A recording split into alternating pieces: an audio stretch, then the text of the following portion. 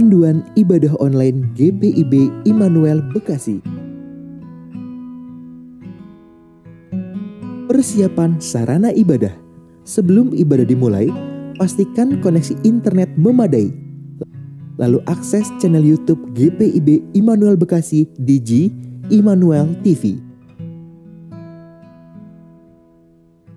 Persiapkan diri, berdoalah sebelum ibadah dimulai, lalu ikutilah rangkaian ibadah selayaknya kita mengikuti ibadah.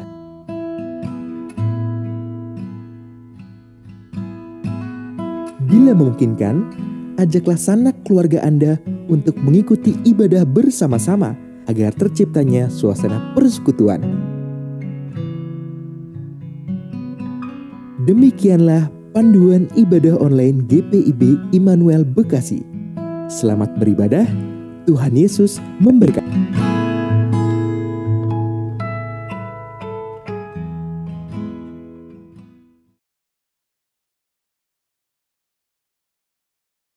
Selamat malam, Bapak, Ibu, Saudara, dan adik-adik yang Tuhan Yesus kasihi.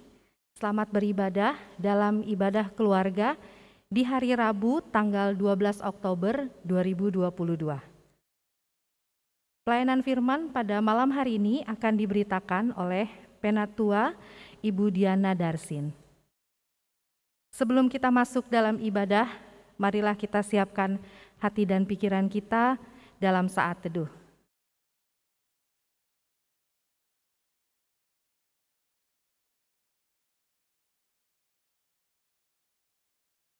Saudaraku, marilah kita berdiri untuk menghadap Tuhan dan menyembah-Nya, serta memuliakan nama-Nya karena kasih setia-Nya besar atas kita.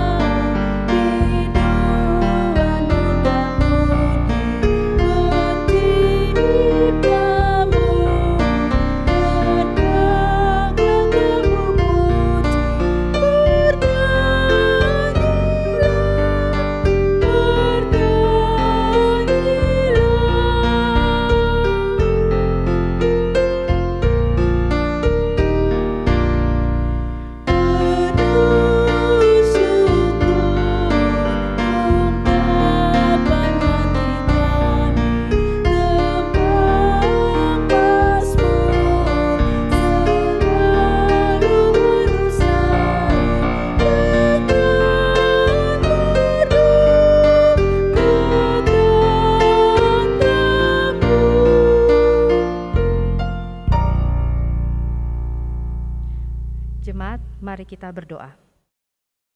Ya Tuhan Allah Bapa yang kami puji, sembah dan muliakan dalam Tuhan Yesus Kristus, kami bersyukur karena dari hari ke hari, dalam suka dan duka, Engkau selalu setia menjaga dan menolong kami.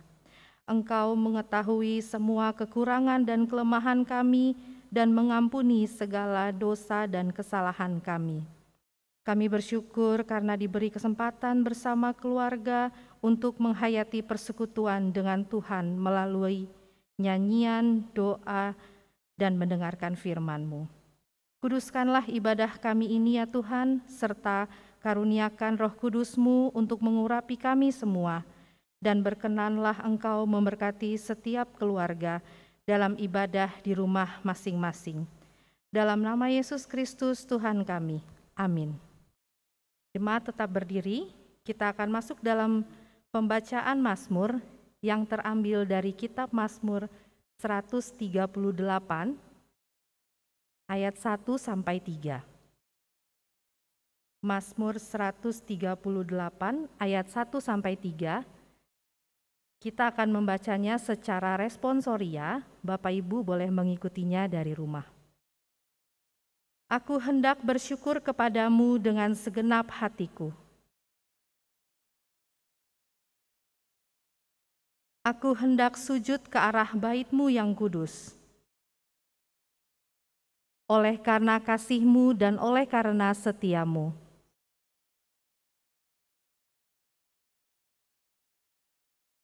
Pada hari aku berseru, Engkau pun menjawab aku. Jemaat dipersilahkan duduk.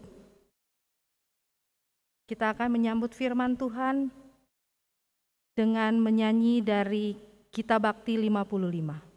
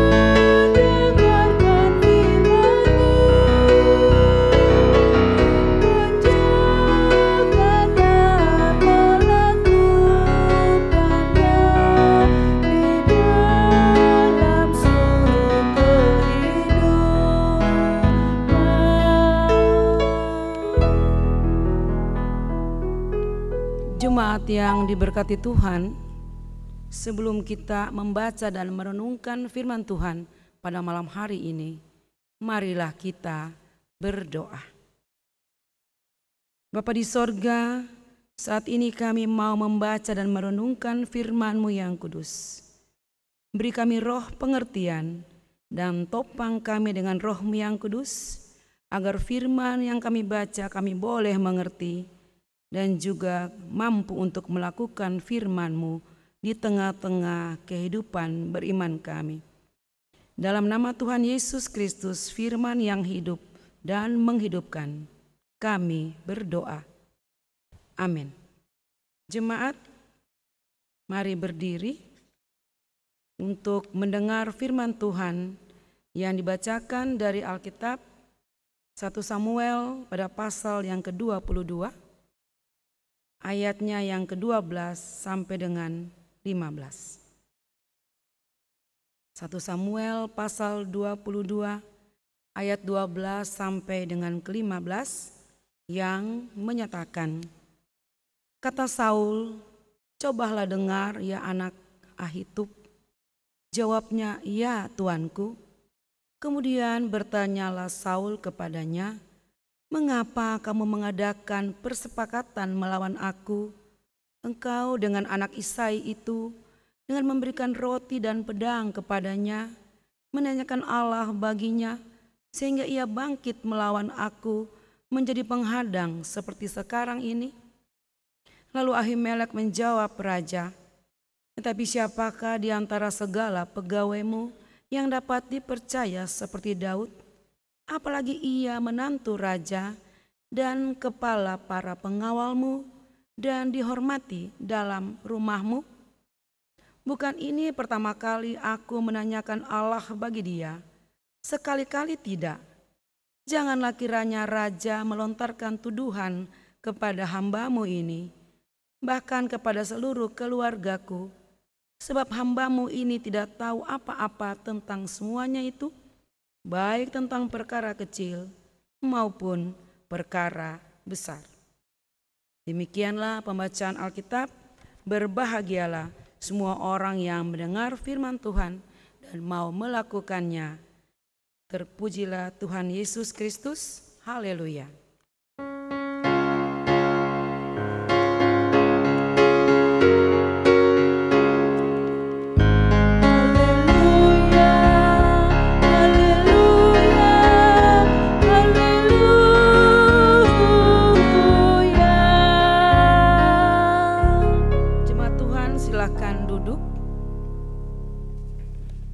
Bapak, Ibu, dan saudara-saudara yang senantiasa dikasihi dan diberkati oleh Tuhan Yesus Kristus, kita tahu bersama bahwa pada beberapa saat yang lalu seluruh jajaran GPIB atau Gereja Protestan Indonesia bagian Barat baru melaksanakan atau sedang melaksanakan atau mungkin sudah melaksanakan pemilihan diaken dan penatua. Ada yang sudah selesai masuk di dalam peneguhan. Di beberapa jemaat ada yang sudah seperti itu, sudah melakukan sampai dengan selesai. Nah, pertanyaan Bapak Ibu untuk kita sekalian bahwa ketika kita sebagai jemaat memilih calon diaken dan penatua itu, kira-kira seperti apa kriteria yang kita bangun?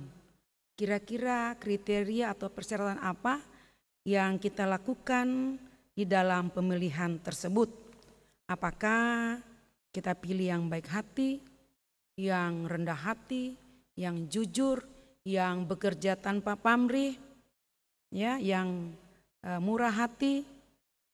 Berbagai macam kriteria yang ada di dalam tiap-tiap orang, khususnya sebagai warga di jemaat, ketika ia menetapkan kriteria atau syarat-syarat bagi seorang balon, ya, waktu itu bakal calon yang akan dipilihnya nanti.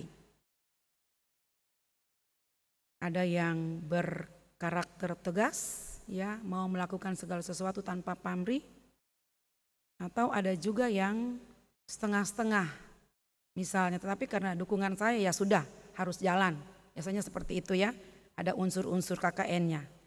Nah, Bapak, Ibu, dan saudara-saudara, kita menyadari bahwa diaken dan penatua yang dipilih oleh jemaat itu, mereka itu adalah pemimpin di jemaat.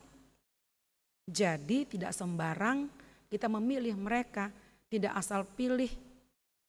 Ya, kita tidak asal memilih karena kita ingin orang-orang itu bisa menjadi pemimpin yang baik, yang bertanggung jawab, yang melakukan tugas dan pelayanannya dengan sukacita, dalam kerendahan hati dan kejujuran tentunya. Jadi pemimpin ini menuntun umatnya, ya, ke arah yang lebih baik dalam iman dan pengharapan kepada Yesus. Bukan sebaliknya menimbulkan masalah, menjadi sumber masalah, kontroversial, sehingga menimbulkan pertengkaran, bahkan boleh jadi akhirnya berujung-ujung kepada perpecahan. Karena itu Bapak, Ibu, dan saudara, ketika kita menentukan seseorang pemimpin, tentunya seseorang itu harus mempunyai jiwa kepemimpinan. Ya, Bapak Ibu, pemimpin dan kepemimpinan belum tentu sama. Karena seorang pemimpin belum tentu mempunyai jiwa kepemimpinan. Jadi bisa jadi ia menjadi pemimpin karena ia memaksakan dirinya. Atau ketika dia punya kesempatan untuk itu. Demikian juga sebaliknya, tidak semua orang yang mempunyai jiwa kepemimpinan bisa menjadi pemimpin. Kenapa? Bisa jadi karena ia tidak mau, dan bisa jadi karena ia tidak punya kesempatan untuk melakukan atau mendapatkan hal tersebut. Nah, Bapak, Ibu, dan saudara-saudara, mungkin pertanyaan buat kita adalah, saya ini tidak punya perusahaan, saya juga tidak melayani, apakah saya juga sebagai seorang warga jemaat bisa disebut pemimpin? Ya, paling tidak Bapak Ibu adalah pemimpin di dalam rumah tangga masing-masing. Sebagai seorang kepala keluarga, atau bisa juga seorang ibu yang harus merangkap sebagai seorang kepala keluarga. Bapak Ibu adalah pemimpin di dalam keluarga sebagai persekutuan jemaat terkecil. Nah, Bapak Ibu dan saudara-saudara, pada malam hari ini judul renungan kita adalah pemimpin berpihak pada yang benar. Melalui bacaan Alkitab dari 1 Samuel pasal 22 ayat 12 sampai dengan 15. Bacaan kita ini menceritakan seorang Raja Saul yang adalah pemimpin dalam kerajaan atau negara, yang memimpin masyarakat. Sedangkan seorang Imam Ahimelek adalah seorang pemimpin umat. Dua hal yang berbeda, tetapi ada kesamaan karena kedua-duanya adalah pemimpin. Yang satu memimpin negara, yang satu lagi memimpin umatnya. Pertanyaannya adalah, apa sama pula karakter dan sifat mereka? Karena kita membaca di pasal sebelumnya, di sana itu diceritakan ya Bapak Ibu dan Saudara, kalau pasal-pasal sebelumnya diceritakan bagaimana sikap atau perlakuan seorang Raja Saul terhadap Daud. Ya, kalau kita baca di pasal-pasal sebelumnya, pasalnya yang ke-18 pun di situ, ayat 19 dikatakan Daud melarikan diri karena Saul menyerang dia kembali. Artinya bukan baru sekali, tetapi berkali-kali hal ini dialami oleh Daud. Berkali-kali hal ini dilakukan oleh seorang Raja Saul terhadap Daud. Padahal kita tahu bersama juga bahwa Daud ini dia berkawan erat dengan Yonatan yang adalah putra daripada Raja Saul. Jadi Daud ini dia sangat dikasihi oleh Yonatan. Sehingga antara Daud dan Yonatan ini mereka melakukan suatu perjanjian kerjasama yang baik, yang saling mengasihi, saling menopang, saling melengkapi satu dengan yang lain. Itulah, barangkali pertanyaan kita adalah bahwa kenapa sih Saul ini bisa begitu dendamnya, bisa begitu marahnya kepada seorang Daud? Pertanyaan kita. Nah, kita bisa baca di pasal-pasal sebelumnya, hanya karena iri hati, hanya karena dengki. Kenapa? Karena ketika Daud kembali dalam peperangan setelah mengalahkan orang-orang Filistin, ia disambut dengan tari-tarian, rebana. Mereka menyanyi berbalas-balasan. Dan mereka katakan bahwa Saul mengalahkan beribu-ribu musuh, tetapi Daud berlaksa-laksa. Maka bangkitlah amarah Saul. Dan sejak hari itu, sejak saat itu, dia selalu mendengki kepada Daud. Nah, ketika Saul berusaha untuk membunuh Daud, yang kita lihat adalah selalu ada pertolongan Tuhan untuk meloloskan Daud dari ulah jahat Saul. Tuhan selalu berada di pihak Daud. Sementara kalau kita melihat bahwa ketika Tuhan selalu menyertai dan menolong Daud, ternyata Tuhan undur dari Saul. Itu sebabnya Daud lari dari Saul karena takut dibunuh. Pada ayat 12 sampai 15 yang kita baca pada malam hari ini dikatakan bahwa cobalah dengar, ini kata Saul, ya anak Ahitub. Kemudian kita melihat bahwa Saul ini begitu mencerca ya, dia mencerca orang-orang yang dianggapnya membantu Daud. Saul bertanya juga, mengapa kamu mengadakan persepakatan melawan aku? Engkau dengan anak Isai itu, dengan memberikan roti dan pedang kepadanya, menaikkan Allah baginya, sehingga ia bangkit melawan aku menjadi penghadang seperti sekarang ini. Ahimelek pun ditanya dan menjawab, tetapi siapakah di antara segala pegawaimu yang dapat dipercaya seperti Daud? Ada pembelaan di sana. Seorang Imam Ahimelek ini dia menjelaskan apa adanya, apa yang dia alami, apa yang dia amati, apa yang dia rasakan. Karena dia tahu bahwa Daud ini bukan orang yang asing bagi Saul. Ya, karena Daud ini adalah menantu daripada Saul. Kalau kita baca juga bagaimana ketika mau diberikan menantu pun Saul ini dia berbelok-belok ya. Dia menunda-menunda, dia berkelit dan sebagainya. Akhirnya bisa juga menjadi menantunya. Jadi Daud adalah menantu Saul. Bagi seorang Imam Ahimelek, dia seorang yang dapat dipercaya dan dihormati. Seperti itu. Dan yang kedua, Ahimelek ini sebagai seorang imam, ia menjalankan tugasnya sebagai imam. Ketika Daud bertanya kepada Tuhan melalui imam ini, dan Ahimelek itu tidak tahu konflik yang terjadi antara Saul dan Daud. Nah, Bapak Ibu dan saudara-saudara, kita melihat bahwa bagaimana karakter seorang Daud. Sebagai pemimpin pasti kita menjadi sorotan Bapak Ibu. Kalau kita mengenal pejabat, katakanlah Presiden Jokowi, kita sangat mengenal dia. Kita sangat mengenal beliau dan beliau itu disoroti dari segala arah. Seperti di dalam akuarium, semua gerak-gerik itu diamati, dinilai dan dicermati. Begitulah sebagai seorang pemimpin. Demikian juga seorang Daud seperti itu. Dia diamati dan seharusnya sebagai pemimpin dia menjadi contoh dan teladan bagi orang-orang di sekitarnya. Kisah Raja Saul dalam menangani persoalan yang dihadapi juga tidak menunjukkan dia sebagai seorang pemimpin yang benar. Tadi saya katakan bahwa seorang pemimpin belum tentu mempunyai jiwa atau karakter sebagai seorang pemimpin. Seperti itu. Jadi telinganya tipis, membuat ia selalu merespon hal-hal yang negatif. Setiap berita yang datang dia tidak saring dulu, apakah berita itu benar atau tidak, disedot mentah-mentah ya. Ditangkap, diambil mentah-mentah, disimpan mentah-mentah tanpa difilter terlebih dahulu. Begitu juga ketika Dog, salah seorang pegawainya, melaporkan bahwa Daud pernah disinggah di Nob dan mendatangi Imam Ahimelek. Bahkan dikatakan bahwa Imam Ahimelek ini memberikan Daud bekal dan pedang Goliat. Jadi Dog ini menyampaikan hal yang tidak sebenarnya kepada Raja Saul.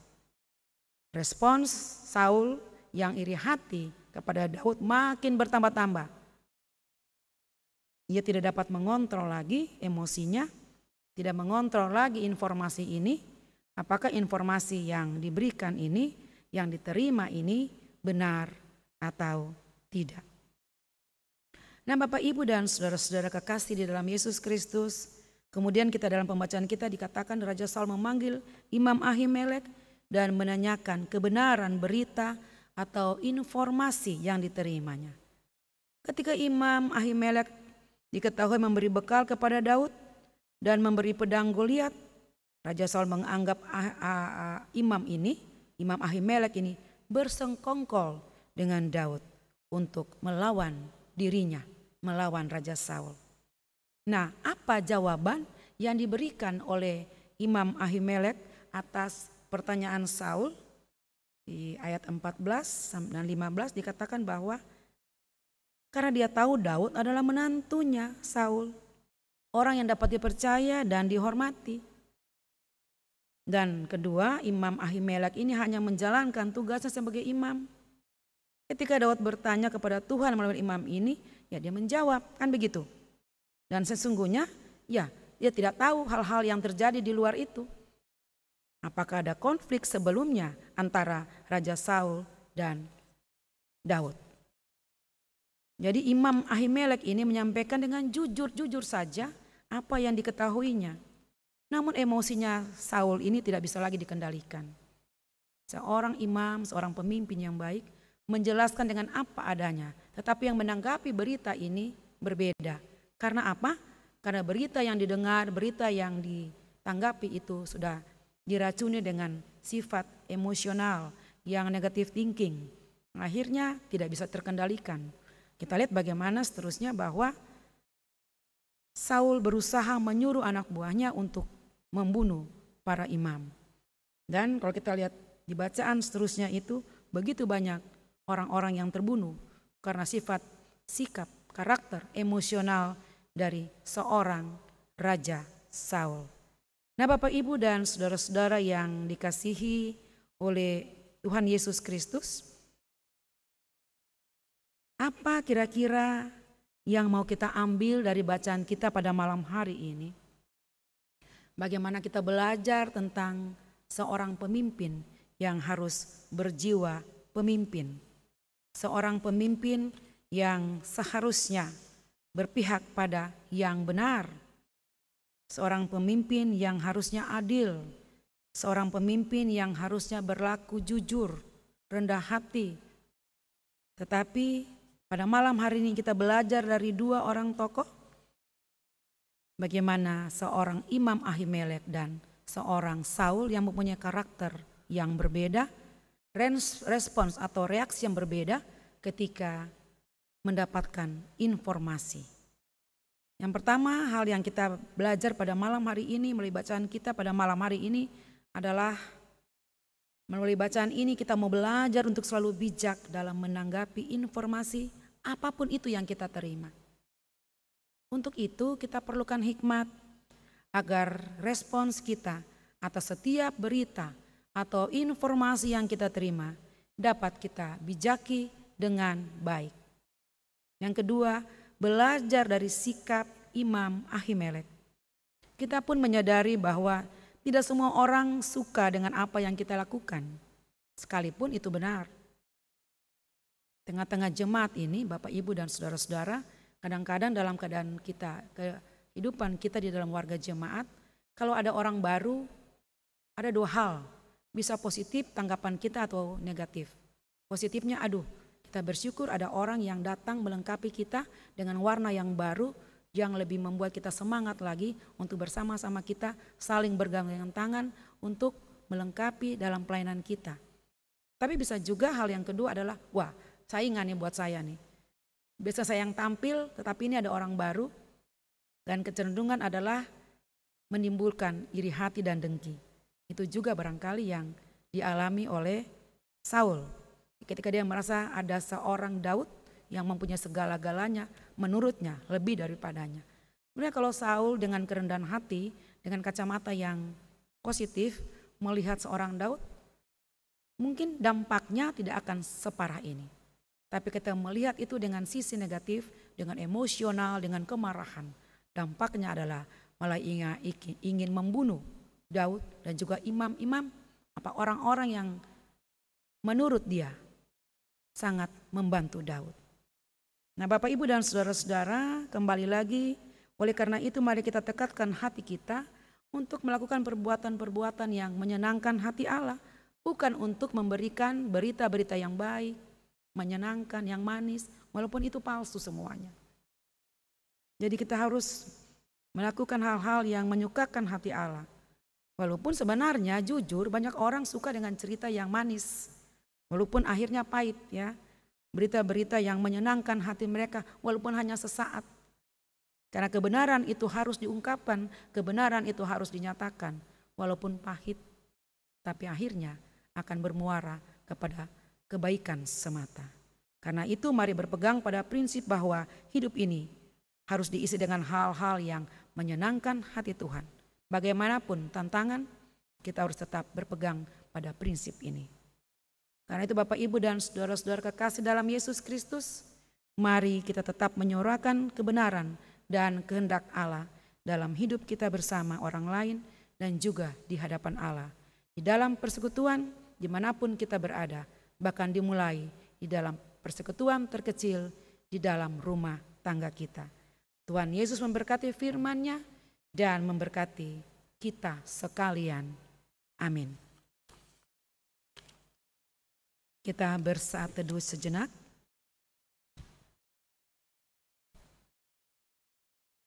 Kita merespons firman Tuhan dengan memuji Tuhan dari Kitab Bakti 118.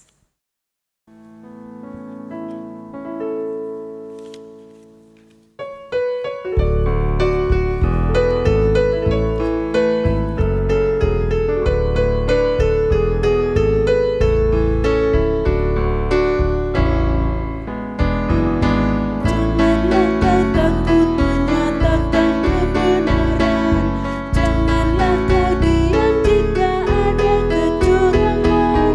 Tuhan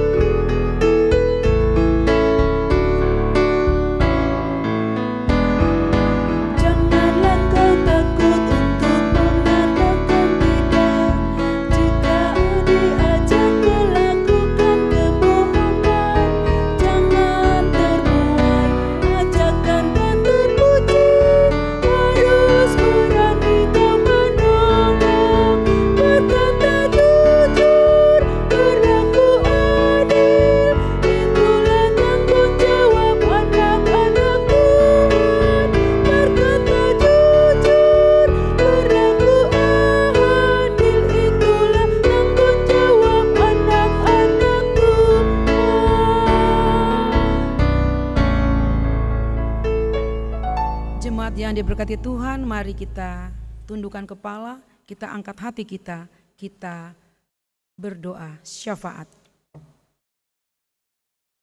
Kepadamu Allah yang mempunyai hidup dan kehidupan ini, kami datang dan bersyukur serta berterima kasih untuk kesempatan kami untuk kami boleh beribadah di malam hari ini. Bersyukur untuk firman yang boleh kami dengar dan renungkan bersama-sama. Bersyukur bahwa di tengah-tengah tantangan dunia saat ini, kami tetap merasakan kasih dan setia Tuhan. Bersyukur bahwa kami dipelihara oleh Tuhan, karena kalau Engkau ya Tuhan memperhitungkan semua dosa dan pelanggaran kami, maka siapa yang dapat tahan? Engkau Allah yang tidak pernah membiarkan kami jatuh hingga tergeletak. Malam hari ini kami mau berdoa buat jemaat-Mu GPIB Immanuel di Bekasi. Kiranya jemaat-Mu ini makin bertambah dan bertumbuh dalam iman dan pengharapan kepadamu, iya Bapa, walaupun pandemi COVID-19 belum berakhir. Kami mau berdoa untuk tiap jemaat-Mu dalam pergumulannya.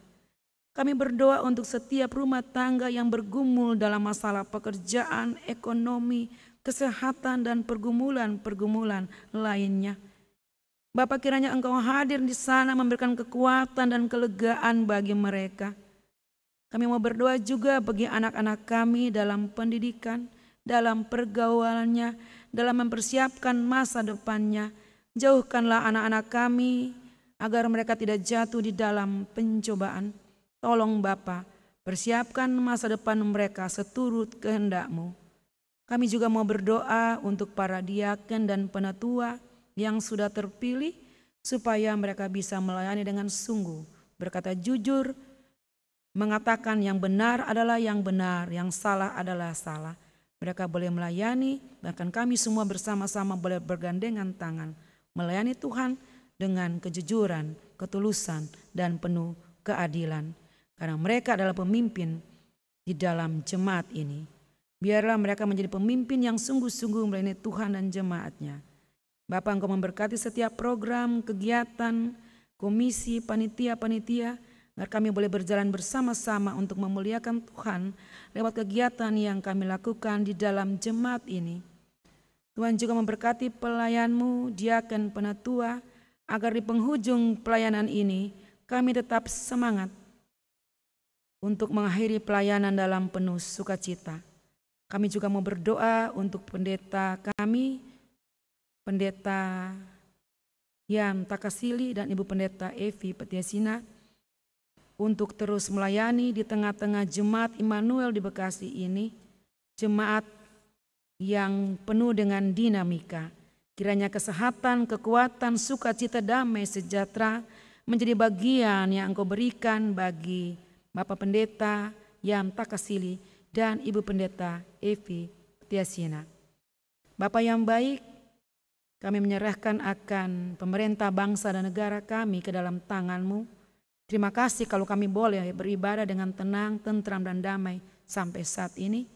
Terima kasih untuk orang-orang di sekitar lingkungan kami berada. Biarlah dimanapun kami berada, kami boleh membaur, kami boleh jadi terang dan garam, kami boleh memancarkan sinar-sinar kasih dan terang Kristus di sekitar kami, dimanapun kami berada. Bapa yang baik, inilah kami yang bermohon kepadamu. Kami serahkan doa dan permohonan kami ke dalam nama-Mu. Namun di atas segala-galanya ya Bapa, biarkanlah kehendak-Mu yang jadi dan bukan kehendak kami yang jadi. Dan sempurnakan doa kami yang jauh dari sempurna, yang kami naikkan dalam satu nama Yesus Kristus yang mempunyai hidup dan kehidupan kami dan yang sudah mengajar kami berdoa. Bapa kami yang di sorga, dikuduskanlah nama-Mu, datanglah kerajaan-Mu, jadikanlah kehendak-Mu di bumi seperti di sorga. Berikanlah kami pada hari ini makanan kami yang secukupnya, dan ampunilah kami akan kesalahan kami, seperti kami juga mengampuni orang yang bersalah kepada kami. Dan janganlah membawa kami ke dalam pencobaan, tetapi lepaskanlah kami daripada yang jahat.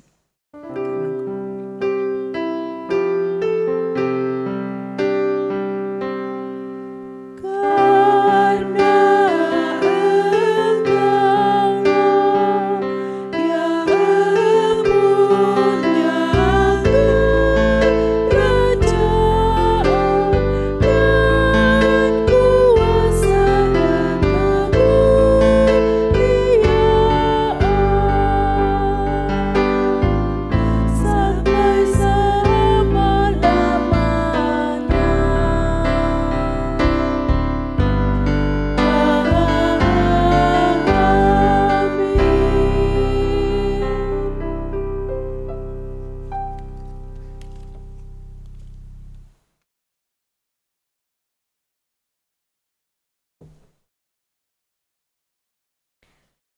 Bapak, Ibu, Saudara, kita akan masuk dalam pengucapan syukur. Marilah kita mengucap syukur kepada Tuhan dengan memberi persembahan kepadanya sambil mengingat firman Tuhan dalam Mazmur 4 ayat ke-6 yang menyatakan, persembahkanlah korban yang benar dan percayalah kepada Tuhan. Tuhan memberkati saudara dan persembahan saudara.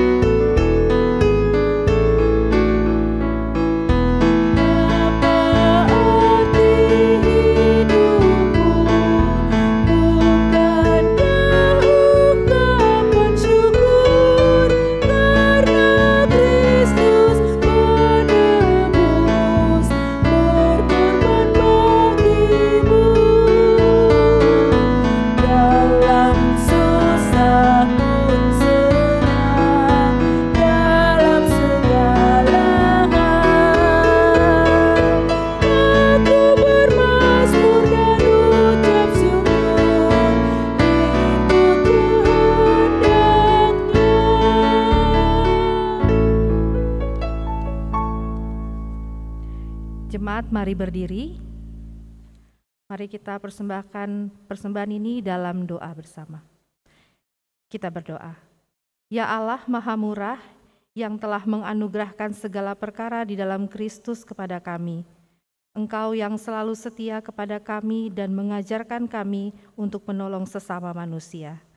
Jadikanlah persembahan ini berkat bagi orang lain, dan terimalah serta kuduskanlah, sehingga berguna untuk pekerjaan memuliakan nama-Mu. Dalam nama Tuhan Yesus, sumber hidup dan berkat. Amin. Jemaat tetap berdiri.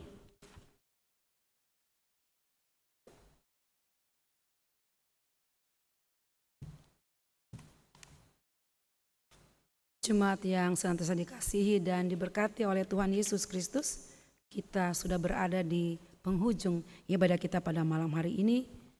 Untuk itu saya undang jemaat berdiri, kita masuk di dalam pengutusan. Pulanglah kembali dalam kehidupan sehari-hari dan lakukanlah firman Tuhan yang telah Bapak Ibu Saudara dengar. Kita bakti 117 mengakhiri ibadah kita pada malam hari ini.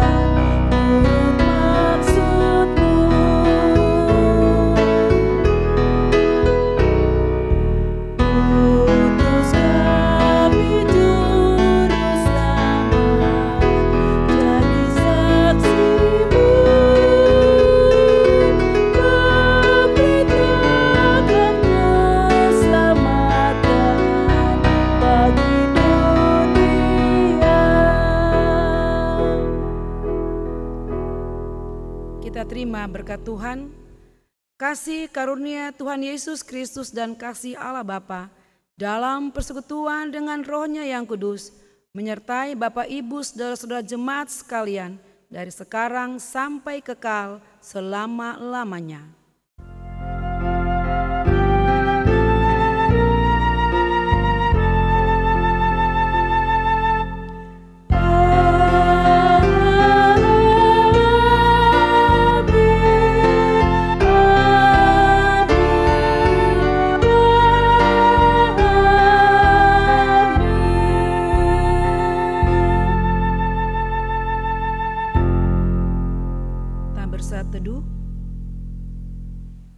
Ibadah selesai, Tuhan Yesus memberkati.